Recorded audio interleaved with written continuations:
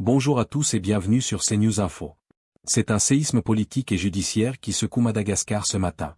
En l'espace de quelques heures seulement, hier soir, deux piliers de l'État malgache ont basculé de leur haute fonction vers la cellule d'une prison de haute sécurité. D'un côté, le général Richard Ravalomanana, ancien président du Sénat et ex-chef d'État par intérim. De l'autre, la députée Marie-Michelle Saondra-Rimalala, figure incontournable de l'éducation nationale. Tous deux ont été placés en détention provisoire au terme d'une soirée de comparution sous haute tension. Complicité d'homicide pour l'un, atteinte à la sûreté de l'État pour l'autre, les chefs d'accusation sont d'une gravité exceptionnelle. Mais au-delà des faits, c'est la méthode qui fait polémique. Entre perquisitions nocturnes et mandats de dépôt que les avocats disent avoir été signés d'avance, la défense dénonce une justice expéditive et des détentions arbitraires. Comment ces deux personnalités ont-elles chuté? Quelles sont les preuves réelles du parquet? Et pourquoi la procédure fait-elle aujourd'hui l'objet d'une telle contestation? Nos envoyés spéciaux et la rédaction vous livrent les détails de ce dossier explosif. Voici notre reportage. État de siège judiciaire à Antananarivo, Richard Ravalomanana et Marie-Michelle Saondra-Rimalala sous les verrous. La soirée d'hier a marqué un tournant brutal dans le paysage politique malgache. En l'espace de 2 heures, deux figures de proue du régime ont vu leur destin basculer. Le général à la retraite Richard Ravalomanana, ancien président du Sénat, et Marie-Michelle Saondra-Rimalala, députée et ancienne ministre de l'Éducation nationale, ont été placés en détention provisoire. Le général Ravalomanana, de la présidence par intérim à la prison de haute sécurité. L'ancien homme fort du Sénat est désormais l'occupant d'une cellule à la prison de haute sécurité d'Imrantsiatozika. Malgré son statut exceptionnel d'ancien chef d'État par intérim, c'est devant un tribunal de droit commun, le tribunal de première instance d'Antananarivo, qu'il a comparu. Les chefs d'accusation. Selon la procureure de la République, Narendra Rakotoniena, les charges pesant sur l'officier général sont lourdes. Complicité d'homicide, coups et blessures volontaires.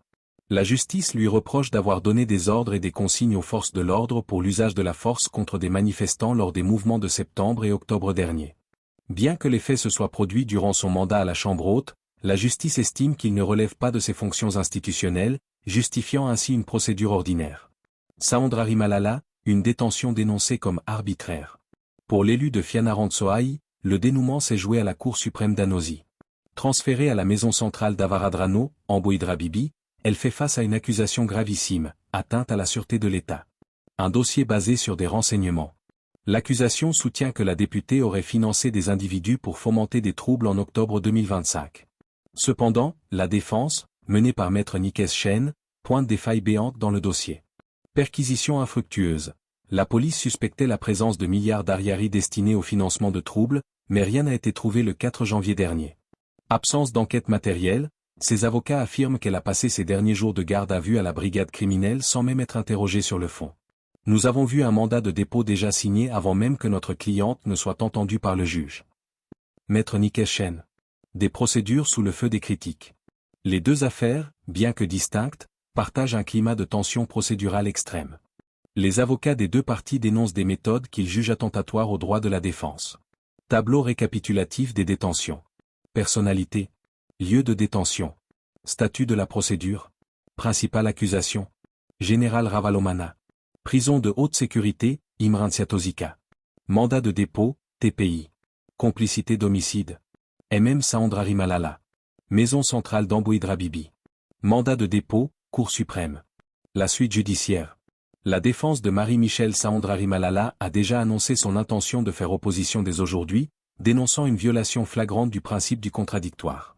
Pour le général Ravalomanana, le passage d'une résidence surveillée à une incarcération stricte marque la fin d'une certaine clémence de fait dont il semblait bénéficier depuis son interpellation le 27 décembre. Alors que les PQPS de la gendarmerie et de la police quittaient Anosi hier soir sous les projecteurs des médias, c'est tout le monde politique qui retient son souffle devant cette offensive judiciaire sans précédent contre d'anciens hauts dignitaires.